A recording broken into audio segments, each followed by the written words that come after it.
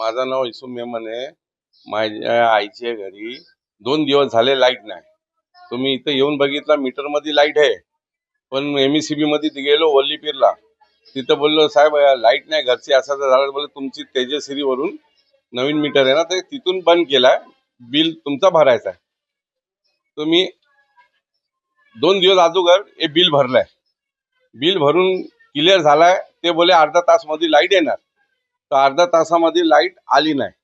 मग परत मी गेलो वल्लीपीरला एमईसीबी ऑफिसला गेलो. तिथं सांगितलं साहेब लाईट नाही चालू झाली, 10 मिनिटात येतो. असा करून पूर्ण दिवस गेला. माझी आई अंधेऱ्यामध्ये आहे, भाव अपंग आहे, पागल आहे. आईची वय 80 वर्ष आहे.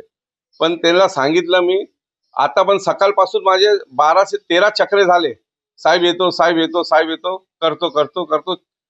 एक खोटा आश्वासन देतो. आई माझी बघा अंधेऱ्यामध्ये बसलेली.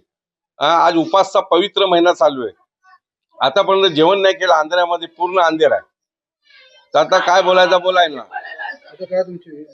आमची मागणी काय, बिल भरून पण लाईट चालू काय नाही करत आहे, काय प्रॉब्लेम आहे त्यांना. तेच मी बोललो, विचारत होते, एकावर ढकलतात ते लोक बोलते मी साहेबांना सांगितलंय, साहेब बोलते 10 मिनिटात माणसं पाठवतात. आज 2 दिवस झाले, आतापर्यंत 10 मिनिटं आले नाही.